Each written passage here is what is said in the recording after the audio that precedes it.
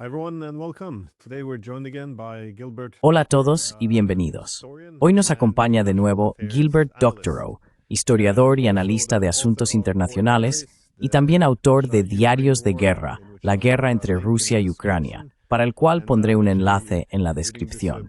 De hecho, estoy leyendo este libro yo mismo en este momento. Es un libro extenso y más o menos una enciclopedia sobre la propia guerra, así que sin duda es un libro recomendable. Bienvenido al programa. Bueno, gracias. La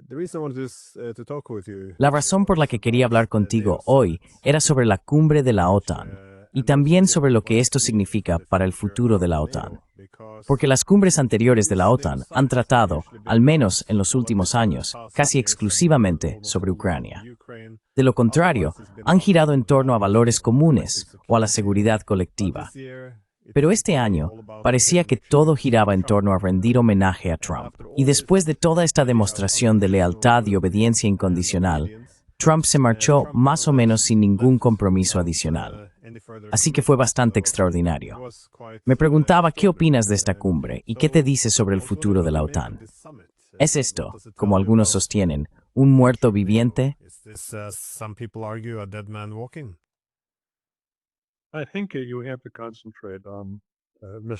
Creo que hay que centrarse en el señor Trump y en lo que esperaba conseguir, y creo que lo consiguió, en esta cumbre, porque la principal actividad de los Estados miembros, de los líderes de los Estados miembros, fue evitar una catástrofe, algún escándalo, una pelea con Donald, que se marchara descontento o que se expusiera ante personas que no quería ver frente a las cámaras, es decir, Zelensky. Hubo un ejercicio de control de daños por parte de los Estados miembros de la OTAN, con Mark Rutte, el secretario general, al frente, exponiéndose a una condena generalizada por adular a Trump. Trump se lo tomó todo con gusto. Estaba tan feliz como podía estar. Pero me gustaría alejarme de los retratos psicológicos, que por desgracia es en lo que casi todos nuestros colegas se centran.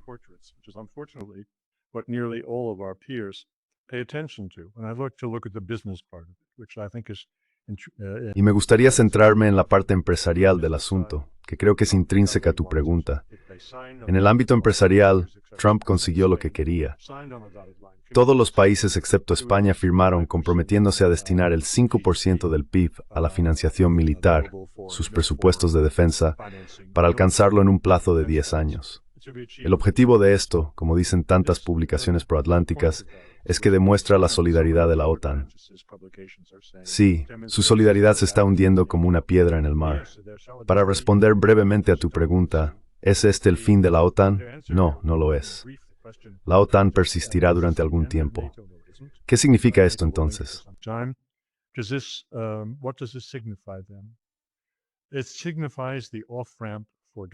Esto significa la vía de salida para Donald Trump y para Estados Unidos.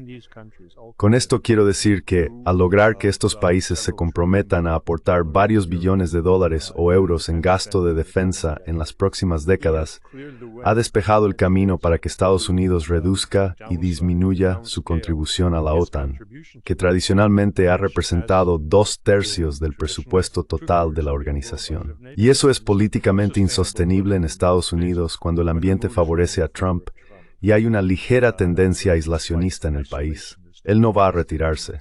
No puede retirarse de la OTAN. Eso requeriría una mayoría de 2/3 en el Congreso, que no tiene, y sabe muy bien que no la tiene.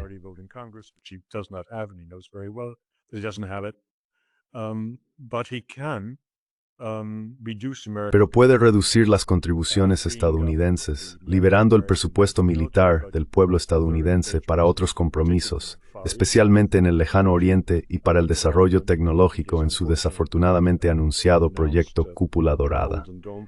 Así que, en ese sentido, esto fue teatro político. Ahora bien, esta fue la segunda puesta en escena de teatro político que hemos visto de Donald Trump en los últimos 10 días. La primera fue su escenificación del ataque a los 3 sitios nucleares en Irán, que ha recibido una enorme atención. Incluso la cobertura mediática principal de ayer giraba en torno a si Donald Trump mintió. ¿Qué significa eso?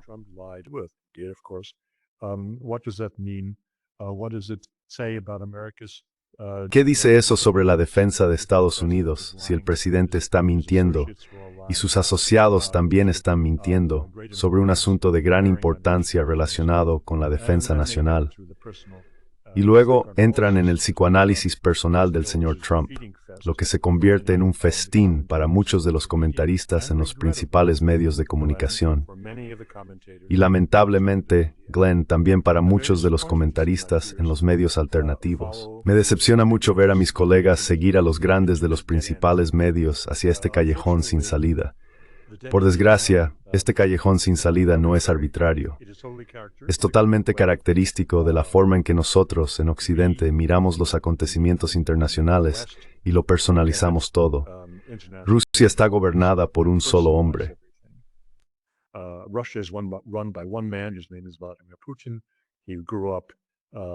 Su nombre es Vladimir Putin. Creció como un chico de barrio pobre, peleando y buscándose la vida en los patios. Luego siguió una carrera en la KGB. Y eso es todo lo que necesitamos saber sobre él. Y luego, por supuesto, se lanzan a hacer varios retratos psicológicos de Donald Trump como un hombre que miente siempre que puede. Estaba hojeando y releyendo El Guardián entre el centeno de J.D. Salinger, y ahí, madre mía, había un retrato de Donald Trump, Holden Caulfield, que nunca pierde la oportunidad de mentir cuando podría contar la verdad. Sin embargo, en ninguna parte. Eso es perder de vista el sentido del liderazgo y lo que se logra como dirigente de un país.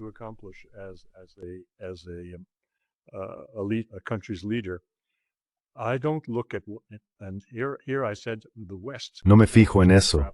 Y aquí dije que Occidente cae en esta trampa del psicoanálisis de aficionado, que incluso los psicoanalistas profesionales te dirán que es algo muy arriesgado de hacer a distancia, cuando el paciente no está sentado en un diván frente a ti. Pero describí eso como Occidente. Ahora bien, ¿por qué dije Occidente? Porque en Oriente, especialmente en la Unión Soviética, cuando la dialéctica marxista predominaba en la formación de las mentes en la educación superior, siempre distinguían entre lo subjetivo y lo objetivo. Nosotros en Occidente nos fijamos únicamente en lo subjetivo. ¿Qué quería Donald? ¿Qué quiere este? Y no miramos cuál fue la consecuencia de su acción. Y así caemos en la especulación, una especulación desmedida que no es productiva.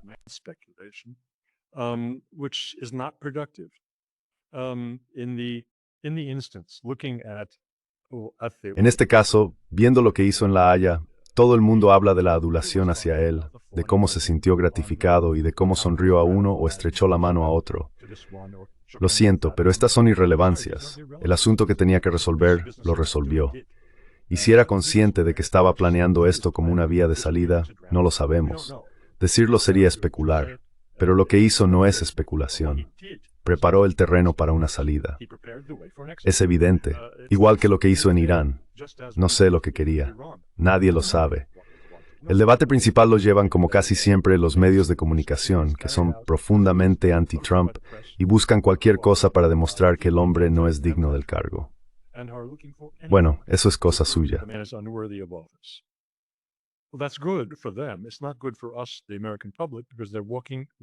No es bueno para nosotros, el público estadounidense, porque están actuando en contra del interés nacional por motivos partidistas. Lo que importa es lo que hacemos. Lo que él hizo en Irán fue salvar a Israel de la autodestrucción. Y ese es el punto. Y todos aquellos que están especulando, oh, esto es solo una tregua temporal, los israelíes volverán a la ofensiva, pues no han leído el artículo de Larry Johnson en Sonar de ayer, en el que mostró en un mapa exactamente lo que los iraníes destruyeron en Israel, que fue la mitad del país, la mitad de los activos estratégicos de Israel, y unos días más, y no habría quedado ningún activo estratégico. Esto es lo que Donald Trump debió saber cuando tomó la decisión de hacer un bombardeo falso sobre objetivos falsos en Irán.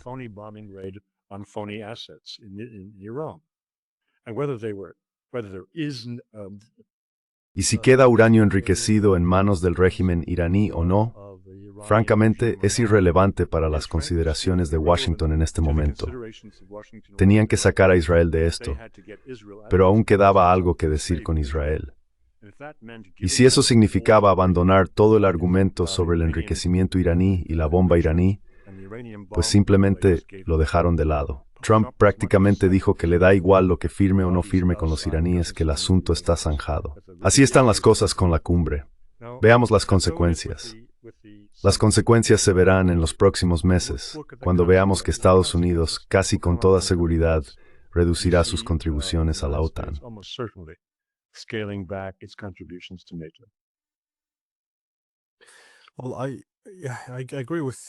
Bueno, estoy de acuerdo con tu enfoque, porque el punto clave, creo, en los medios es que Trump es un narcisista.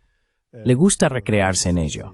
Y también pienso que esto es, bueno, relevante, en la medida en que los líderes europeos creen que esta es una forma de controlarlo o manipularlo.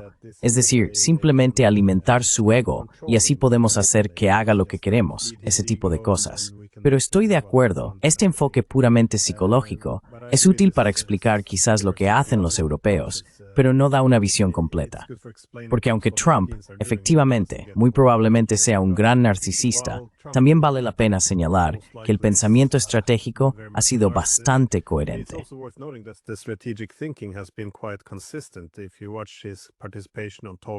Si ves su participación en programas de entrevistas, como Larry King Live y otros desde los años 80, siempre expresaba su preocupación por el sistema de alianzas. Es decir, sí, el sistema de alianzas podría elevar a Estados Unidos a una posición de liderazgo, pero tenía un coste demasiado alto. Es decir, financiar a todos sus aliados llevaría a Estados Unidos a la bancarrota. Así que seguía usando la frase, nos están tomando por tontos. Y es un argumento razonable que el imperio no es sostenible. De nuevo, se busca un retorno adecuado de la inversión de un imperio si se quiere que sea sostenible a largo plazo. Así que la idea de que otros deberían pagar por la protección de Estados Unidos y que no debería ser un gasto, esto es algo que lleva diciendo más de 40 años.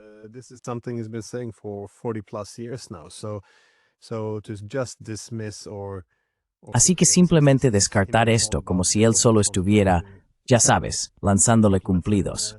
Creo que podríamos estar engañándonos a nosotros mismos. Pero lo que sigue diciendo no es tan diferente de lo que muchos otros líderes estadounidenses han dicho durante décadas, que los europeos deberían pagar más por su seguridad. Pero nadie realmente lo presionó tanto. Todo esto es más relevante hoy en día, supongo, dado que el enfoque estratégico de Estados Unidos está cambiando hacia otras partes del mundo, comenzando con el giro de Obama hacia Asia en 2010. Pero parece que ha logrado parte de esto, porque cuando pide a los europeos que gasten un 5% en armamento, idealmente en armamento estadounidense, se logran dos cosas. Primero, que los europeos ahora están pagando a Estados Unidos, dado que tienen que comprar armas estadounidenses.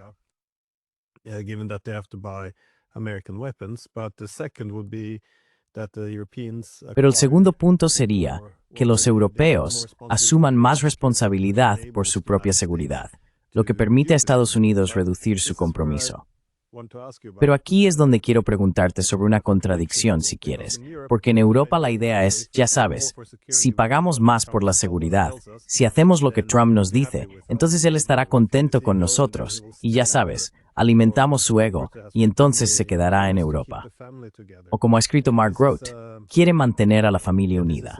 Esto es, sí, esto es. Pero parece que pasamos por alto que podríamos lograr lo contrario. Si seguimos aumentando nuestro gasto militar para incrementar nuestro propio valor ante los estadounidenses pueden decir que Europa ya es capaz de defenderse sola y entonces reducir sus compromisos. ¿Ves la misma contradicción en el pensamiento entre los estadounidenses y los europeos?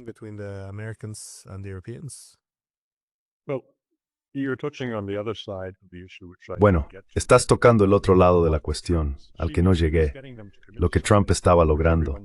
Estaba consiguiendo que se comprometieran con algo que todos saben que no pueden cumplir. Eso no significa que lo digan. Los únicos que lo dijeron públicamente fueron los españoles, que salieron y se negaron a firmar esto porque dijeron que no es viable para ellos. La realidad es que no es viable para nadie. La señal de la falsedad de todo este compromiso es un plazo de 10 años. 10 años en política es una eternidad. Casi todos los que están en esa sala no estarán en el cargo. Algunos ni siquiera estarán vivos dentro de 10 años. Así que, cuando pones un plazo así sin tener establecidos indicadores medibles de logro, Lo que estás diciendo es que no va a suceder. For achievement, then you're saying it will not happen. Everyone kicks the can down the road. That's how politics works. Todo el mundo va posponiendo los problemas. Así es como funciona la política. Así que en general, sin siquiera mirar los detalles de este caso, los aspectos específicos de la situación en un país tras otro, esto era una promesa vacía. Pero vamos a analizarlo caso por caso, porque es muy relevante para dónde estamos hoy y lo que va a ocurrir en el futuro inmediato, no dentro de 10 años. Yo vivo en Bélgica. En Bélgica tuvimos una manifestación el día antes de la apertura de la cumbre. 35,000 personas salieron a las calles de Bruselas. 35,000. Eso es mucho para las manifestaciones belgas que no tratan de algún cambio insignificante en las leyes de pensiones. Y eso fue contra el rearme, contra la introducción del servicio militar obligatorio. Es una señal, solo una muestra de lo que está por venir. That's a sign, just a stronger wind. The bigger issue was even Mark de Wever, the prime minister. El problema más grande es que incluso Mark de Croo, el primer ministro, admitió después de la cumbre que es improbable que Bélgica pueda alcanzar estos nuevos objetivos. Lo decía porque de lo contrario, su gobierno se vendría abajo. Si sigue adelante más allá de las artimañas actuales con el presupuesto de 2025, donde están haciendo exactamente lo que implica ese 1,5 po extra y el 5%, etiquetar inversiones en infraestructuras de carreteras y puentes como defensa e incluirlas en su presupuesto para llegar al 2%, ya que Bélgica solo está en el 1,3% de su presupuesto militar, para ir más allá del 1,3% hasta, por ejemplo, el 3,5%, que sería un gasto militar real y considerable, no es posible. No hay margen de maniobra en Bélgica para las finanzas. De suele de faveth livro en brainings. For finances, neither the ability to raise taxes doesn't exist, and the ability to raise No existe. credits doesn't exist. Y la capacidad de aumentar el crédito no existe porque el país está sobreendeudado. Así que solo puede hacerse a costa de los beneficios sociales, y todo el mundo sabe lo que eso significa. Eso es un suicidio político para cualquier gobierno belga. Por esa razón, aquí en Bélgica el compromiso era absolutamente vacío. Ahora veamos al gran vecino, porque Alemania es realmente la fuerza motriz del programa de rearme, incluso más que el fanfarrón Macron, ya que Alemania sí tiene dinero para invertir, mientras que Macron solo tiene palabras. En el caso de Alemania sí pueden aportar $1 billón, como ha dicho su primer ministro, y Merz sabe de dónde sacar el dinero, así que ese no es el problema. No puede conseguir a los hombres.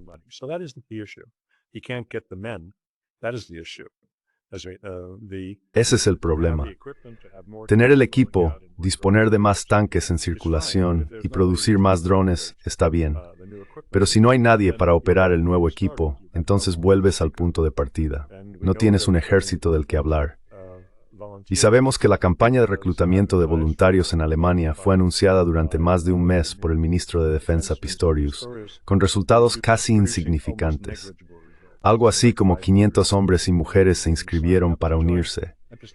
Y el propio Pistorius dijo que si un esfuerzo total para reclutar voluntarios no da resultado, el país se verá obligado a introducir el servicio militar obligatorio.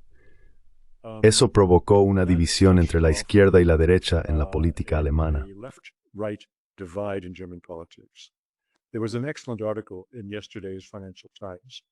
Ayer apareció un excelente artículo en el Financial Times que describía la firma de un manifiesto contra el rearme, firmado por el hijo mayor del canciller más conocido por introducir la Ostpolitik. Así que Peter Brandt fue uno de los firmantes. El artículo continuaba explicando los comentarios generales de Brandt sobre cómo y por qué Rusia debería volver a ser considerado un socio para Alemania y no el enemigo, reintroduciendo elementos de la Ostpolitik de su padre, o nueva política oriental. Luego explicaban el resto de su lógica, que por desgracia estaba muy mal informada. Decía que Rusia realmente no es tan fuerte. Está tardando 3 años en hacer algo en Ucrania, así que por lo tanto no son una amenaza.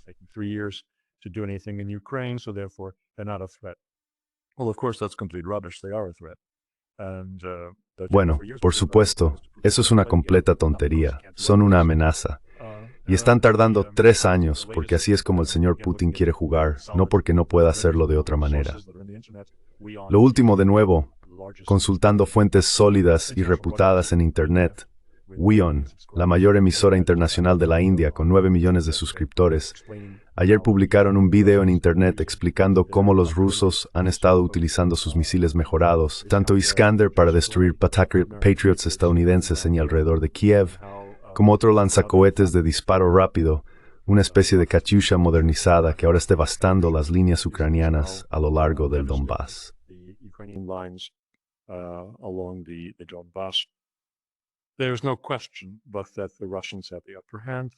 No cabe duda de que los rusos tienen la ventaja, están ganando, y esto se refleja incluso en artículos del rusófobo Financial Times. Así que los argumentos que expuso el señor Brandt no son correctos, ni están bien informados. Pero el hecho de que haya tomado la iniciativa, de que su firma esté en un nuevo manifiesto contra el rearme, muestra que hay un nuevo punto de inflexión. El señor Scholz introdujo un punto de inflexión en el último año de su cancillería. Maxabani no podía intentar fructuar relación con Rusia, sino que Rusia es enemigo, y que Armani reja de formarse para preparar sus enfrentamientos con Rusia en el futuro. Bueno, ese fue un punto de inflexión.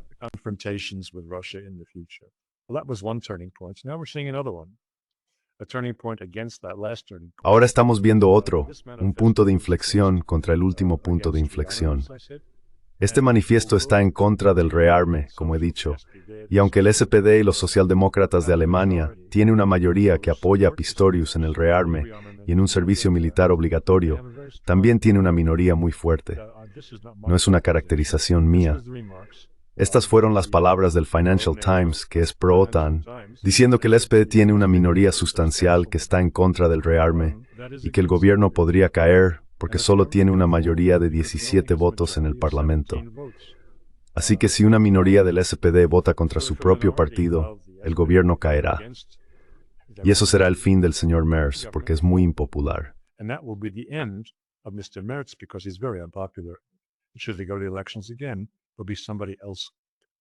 Si vuelven a convocar elecciones, habrá otra persona que lo sustituya dentro de los democristianos.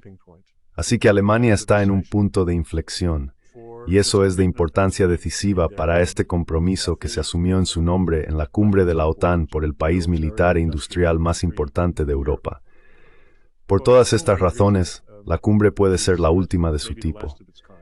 El hecho de que solo España se opusiera a esto no lo dice todo. Creo que el señor Orbán y el señor Fico también están en contra, pero la prudencia les lleva a no oponerse a Bruselas en todo. Si todo lo que se necesita es que un miembro se levante y diga lo que quiere decir, es suficiente. Y esta vez, España fue ese miembro.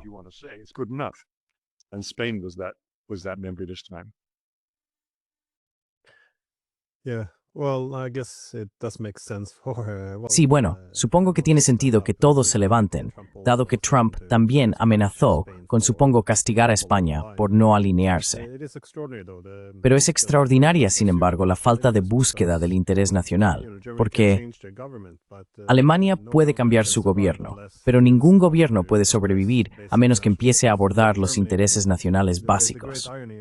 Y para Alemania, la gran ironía de convertir a Rusia en su principal enemigo es que, si quieres una economía alemana competitiva, realmente necesitas conectarte con la economía rusa. Si Alemania quiere seguridad, también necesita abordar la seguridad rusa, es decir, superar este esfuerzo de crear una Europa sin los rusos. Además, si se quiere una Alemania políticamente relevante, no se puede tener una Europa redividida y remilitarizada, porque pasará de ser un sujeto a un objeto de la seguridad internacional.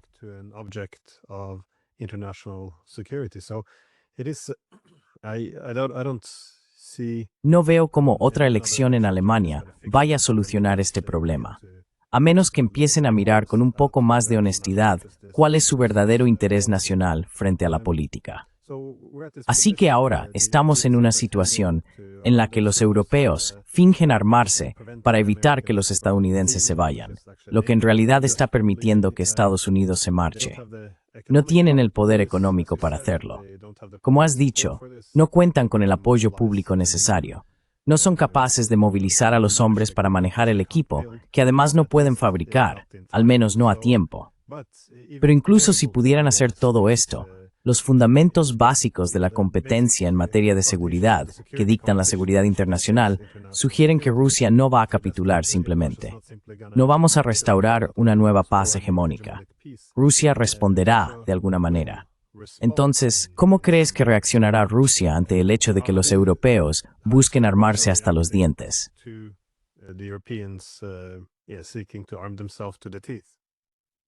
I'll respond to that in 1 second, but I'd like to take one step back. Responderé a eso en un segundo, pero me gustaría retroceder un paso para abordar la cuestión de la futura existencia de la OTAN y lo que eso significa en un sentido más amplio. Debido al trabajo de von der Leyen y sus asociados, la OTAN y la UE se han vuelto sinónimos. Están tan entrelazadas que eso es letal para la UE. Si la OTAN cae, la UE cae con ella, porque el pegamento de la OTAN es el enemigo ruso. Y gracias a von der Leyen, el pegamento de la UE es el enemigo ruso. Así que las consecuencias de esto, lo que acabamos de describir, el cambio en el equilibrio político en Alemania, hemos pasado del voto de Alemania en la cumbre a lo que está ocurriendo internamente en Alemania como resultado de esta postura. Happening internally in Germany as a result of this position. And it's not just a consequence for Germany, it's for the whole EU. Y no es solo una consecuencia para Alemania, lo es para toda la UE. Pero ahora, para responder a tu pregunta, la gran pregunta, ¿cómo reacciona Rusia? Y aquí es donde resulta asombroso que el pensamiento sea tan pobre dentro de la UE y de la OTAN. El pensamiento es pobre porque no hay debate, porque hay censura, porque todo esto va en contra de la elaboración de soluciones o propuestas bien pensadas. Si no hay un enfrentamiento intelectual, un pro y un contra para cualquiera de estas grandes políticas, como la actual política de rearme, solo puede ser una política muy pobre. Y eso es lo que vemos. Los europeos no han debatido en qué consistiría el rearme. Hablaste de comprar armas estadounidenses. You spoke about buying American weapons. Yes, that's a large part of it. But weapons for what? Sí, esa es una gran parte del asunto. Pero ¿armas para qué? Ya se ha demostrado en las últimas 2 semanas, para cualquiera que quiera verlo, que la idea de la defensa antiaérea contra la última generación de misiles es un completo disparate. Es tirar el dinero a la basura. No se les puede resistir. La lógica es, si no puedes resistir al enemigo, entonces acércate a hablar con él y busca soluciones. Soluciones con las que todos puedan vivir. Ahora bien, lo otro, si dejamos de lado el dinero que se propone gastar en defensa antiaérea, es el fortalecimiento general, el músculo convencional, en el que Europa tenía ventaja durante sus relaciones con la Unión Soviética. Hacer eso es posible. To do that today is possible. The money can be found, as Germany is demonstrating. El dinero se puede encontrar, como está demostrando Alemania. Pero, ¿cuál será el resultado neto? El resultado neto no será la derrota de Rusia ni una ventaja negociadora sobre ella. Rusia posee armas nucleares que son perfectamente capaces de disuadir cualquier posible invasión europea de la Federación Rusa. La idea de infligir a Rusia una derrota estratégica es absolutamente absurda. ¿Y por qué es absurda? No porque las personas que la defienden sean individualmente estúpidas, sino porque no existe un debate en el que los fallos de su razonamiento puedan ponerse de manifiesto ante ellos y ante los demás.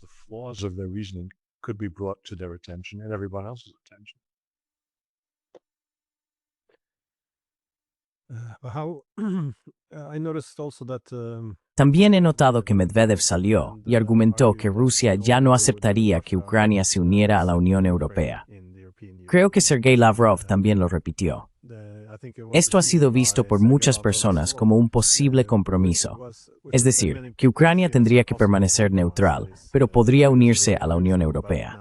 Pero este es uno de los problemas de hacer que la UE sea indistinguible de la OTAN, o de esta UE geopolítica que von der Leyen está intentando construir. Ahora los rusos ven a los europeos como más hostiles que los estadounidenses, lo que ha cambiado un poco las tornas. Pero, ¿crees que esto será significativo? O bueno, supongo que nunca iban a unirse a la UE para empezar, dado que incluso algunos de sus socios más cercanos, como Polonia, se opondrían a ello, al igual que los húngaros o los eslovacos? I think that this raising this question Creo que plantear esta cuestión, que Rusia ya no está dispuesta a contemplar a Ucrania dentro de la UE, nos remonta a 2014, cuando el gobierno fue derrocado porque Yanukovych vaciló, no se decidía sobre si aceptar los $15,000 millones, creo que Putin le ofreció como ayuda económica si se mantenía alejado de la UE, y la insistencia de la UE en que firmara el acuerdo de cooperación estratégica con la Unión y emprendiera el camino hacia una eventual integración. La razón por la que los rusos estaban tan molestos es exactamente la misma que acabas de mencionar sobre Medvedev. Ahora bien, dentro de los acuerdos de cooperación estrecha con la UE, había anexos secretos y otros no tan secretos. annexes, which and not so secret annexes. The one that's not so secret is the requirement that the new Lo que no es tan secreto es el requisito de que el nuevo país alinee su política exterior con la OU. the EU. La parte secreta era que también alinearía su política militar con la UE. And that was a Y eso, por supuesto, to the Russians. era totalmente inaceptable para los rusos, y sigue siéndolo hoy en día. Remarks that some- in the past year or two Así que, aunque hayamos escuchado algunos comentarios en el último año o dos sugiriendo que a Rusia realmente no le importaba, no creo que reflejaran la realidad dentro de la propia Rusia, dentro de la comunidad de pensadores estratégicos rusos, respecto a lo que podría implicar la adhesión de Ucrania a la UE. No es unirse a una alianza militar como tal, pero en realidad lo es, de facto, debido a toda la cooperación en materia de seguridad que conllevaría la pertenencia a la UE. that would come with EU membership. Yeah, I remember in 2014 this was sold in Europe. Recuerdo que en 2014 esto se presentó en Europa como un acuerdo comercial con Ucrania, casi centrándose en intercambios de estudiantes, cosas que parecían bastante inofensivas. Pero sí tenía, creo, 14 o 17 artículos que abordaban la política exterior, en los que la política exterior de Ucrania tendría que alinearse con la de la Unión Europea. Y para una UE que se está volviendo cada vez más antirrusa, esto se vuelve problemático. Y además, obviamente podría utilizarse como un trampolista hacia la OTAN o convertir Ucrania en un estado de facto de la OTAN. Make it a de facto NATO state. But if the Europeans would be successful, Pero si los europeos tuvieran éxito en el desarrollo de estas armas, ¿cómo crees que esto afectaría las políticas de armas nucleares de Rusia? nuclear weapons policies, Porque los rusos ya han empezado a bajar el umbral para el uso de armas nucleares. Históricamente, esto a menudo se ha interpretado como una flexibilización en el uso de armas nucleares, lo que refleja un equilibrio de poder distorsionado. Es decir, durante la Guerra Fría, cuando los soviéticos tenían fuerzas convencionales superiores, la OTAN se abrió a la posibilidad del primer uso de armas nucleares. Es decir, si un ataque convencional amenazaba su existencia, entonces podían usar armas nucleares primero.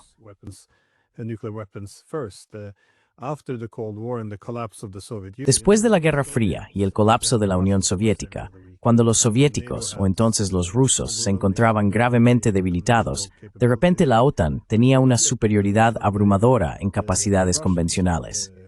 Vimos cómo se invirtió la situación, y de repente los rusos incluyeron en su doctrina nuclear que podrían usar armas nucleares primero si su existencia se veía amenazada. Entonces, ¿qué se lograría exactamente armando a Europa hasta los dientes?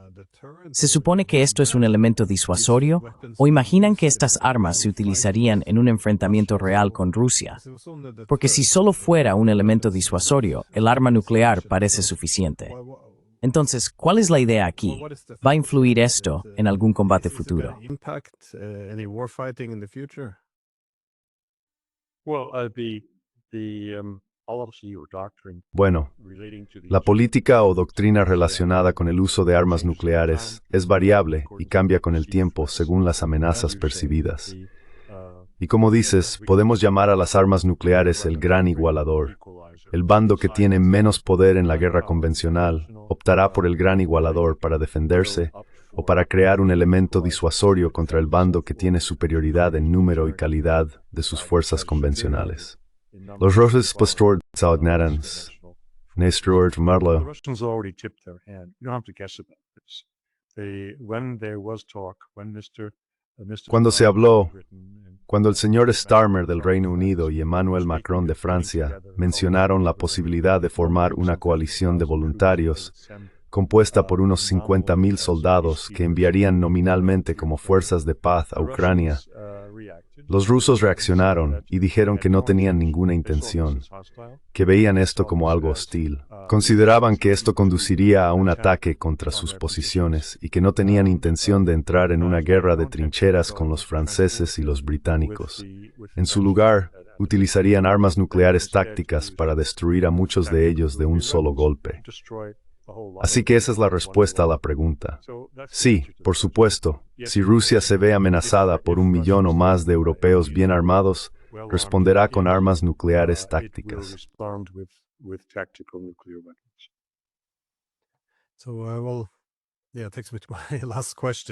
Eso me lleva a mi última pregunta, que es, ¿qué crees que le ocurrirá a la OTAN si pierde la guerra por poderes en Ucrania?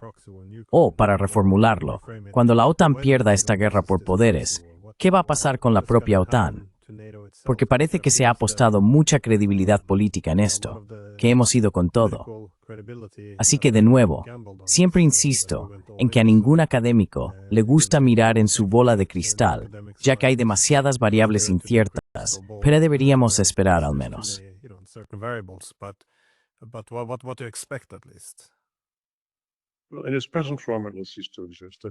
Bueno, en su forma actual dejará de existir. Creo que los estadounidenses acabarán saliendo de la OTAN. Por supuesto, eso llevará algún tiempo, un cambio en la opinión estadounidense, en el liderazgo político en el Congreso, en cómo ven la participación de Estados Unidos y cómo ven todo el imperio global, si ha sido un beneficio neto o un perjuicio neto para los intereses estadounidenses y para la economía estadounidense. Creo que eso cambiará con el tiempo. Pero en el futuro inmediato, la OTAN no desaparecerá, sino que se fragmentará, y probablemente algunos de sus elementos se incorporarán a la defensa que la Unión Europea organice para sí misma. No van a desechar simplemente lo que ya tienen.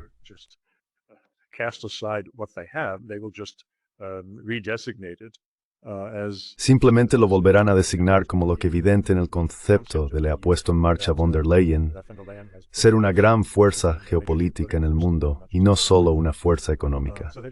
Así que se recogerán los pedazos y se reintegrarán en la UE. Pero tengo la esperanza de que el cataclismo político que provocará la derrota final de Ucrania en Europa cambiará el equilibrio de poder dentro del Parlamento Europeo y llevará a la destitución o dimisión del equipo de von der Leyen, la mayoría procedente del Partido Popular Europeo, que ha sido tan destructivo en la última década para toda la noción de la UE como proyecto de paz. Por esa razón, digo que hay elementos de identificar la OTAN actual que continuarán para siempre, pero frente a una nueva gestión están que será testir la UE y no la actual turdos de la OTAN.